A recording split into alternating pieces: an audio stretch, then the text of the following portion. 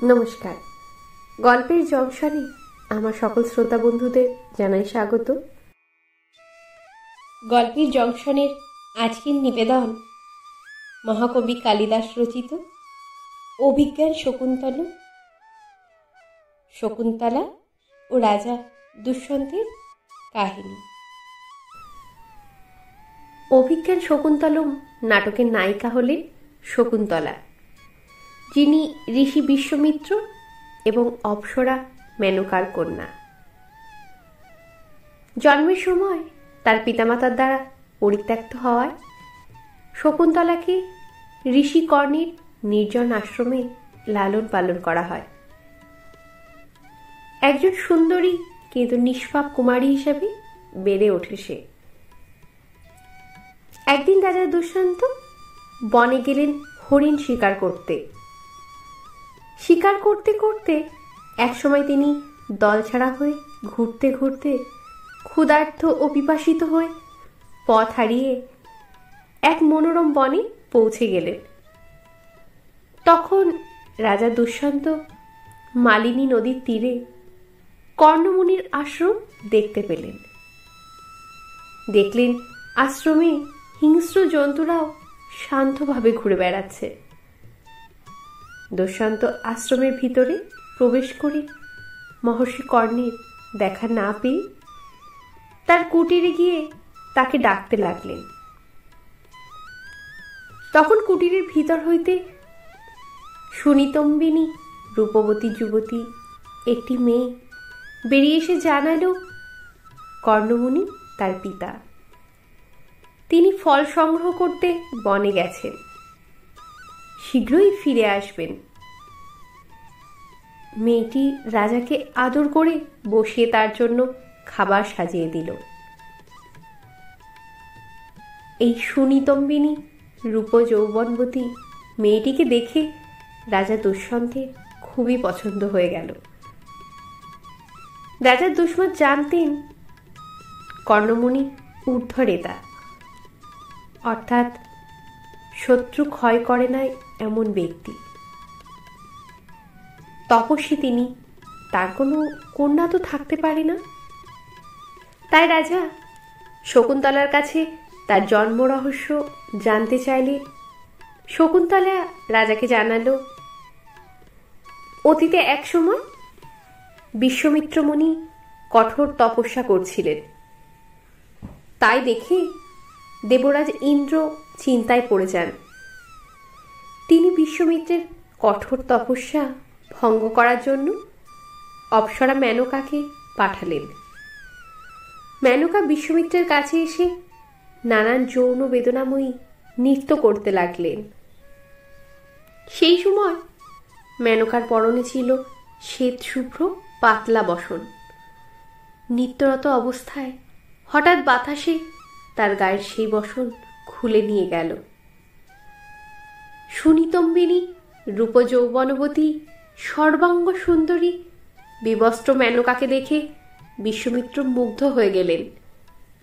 বিশ্বমিত্র তার কঠোর তপস্যা ত্যাগ করে অপ্সরা মেনকার সাথে সঙ্গমে লিপ্ত হলেন। দেবরাজ ইন্দ্র আর মেনকার উদ্দেশ্য সফল হল। বিশ্বমিত্রের কঠোর তপস্যা ভঙ্গ হয়েছে। সেই সঙ্গে বিশ্বমিত্রের সঙ্গে সঙ্গমের ফলে অপ্সরা মেনকা গর্ভবতী হয়ে পড়লেন। যথাসময়ে মেনকা একটি কন্যা সন্তান প্রসব করলেন।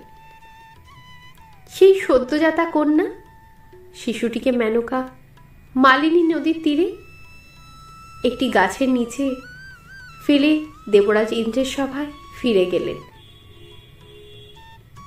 বাঘ সিংহে ভরা জনমানবহীন বনের ধারে সেই শিশু কন্যাটিকে পাখিরা রক্ষা করতে লাগলো। মহর্ষি কর্ণ স্নান করতে গিয়ে শিশু কন্যাটিকে দেখতে পেয়ে আশ্রমে নিয়ে এসে নিজের মেয়ের মতো করে লালন পালন করতে লাগলেন। শিশু কন্যাটিকে শকুন্ত পাখিরা রক্ষা করেছিল বলে কর্ণমুনি মেয়েটির নাম রাখেন শকুন্তলা। রাজা দুষ্মন্ত শকুন্তলার সমস্ত কথা শুনে তাকে বিয়ের প্রস্তাব দিয়ে মিলিত হতে চাইলেন। তিনি শকুন্তলাকে সুবর্ণমালা, বিবিধ বস্ত্র, নিজের কানের দুল, বুকের অলঙ্কার, বিভিন্ন দেশের মণি রত্ন, হরিণের চামড়া, এমনকি নিজের রাজ্য পর্যন্ত দিয়ে দিতে চাইলেন। শকুন্তলা রাজি হলেও তার পিতার ফিরে আসা পর্যন্ত অপেক্ষা করতে বলল রাজাকে। কিন্তু রাজা একটু অপেক্ষা করতে চাইছিলেন না। তাই তিনি শকুন্তলাকে গন্ধর্ব রীতিতে বিবাহ করার জন্য বারংবার বলতে লাগলেন। রাজা দুষ্যন্তের বারংবার অনুরোধে শেষ পর্যন্ত শকুন্তলা গন্ধর্ব রীতিতে বিবাহ করতে রাজি হয়ে গেলেন।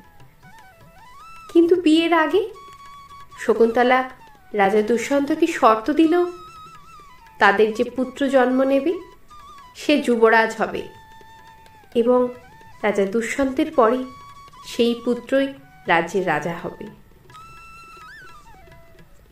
কামের তাড়নায় উত্তেজিত রাজা দুষ্মন্ত বিনা বাক্যে শকুন্তলার শর্তে রাজি হয়ে গেলেন।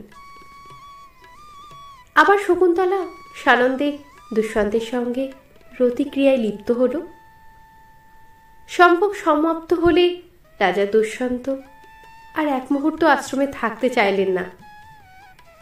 শকুন্তলাকে আশ্রমে রেখে একাই রাজধানীতে ফিরে যাওয়ার সিদ্ধান্ত নিলেন এবং রাজা দুষ্যন্ত যখন ফিরে যান তখন শকুন্তলাকে চিহ্নস্বরূপ একটি আংটি দিয়ে যান। যাওয়ার সময় শকুন্তলাকে প্রতিশ্রুতি দিয়ে গেলেন রাজধানীতে পৌঁছেই তিনি হাতি, ঘোড়া, রথ, চতুরঙ্গিনী সেনা পাঠাবেন শকুন্তলাকে নিয়ে যেতে। এদিকে কিছুক্ষণ পর কর্ণমুনি আশ্রমে ফিরে এলেন, কিন্তু রাজার সাথে মিলিত হওয়ার কারণে পিতার সামনে যেতে শকুন্তলা লজ্জা পেল।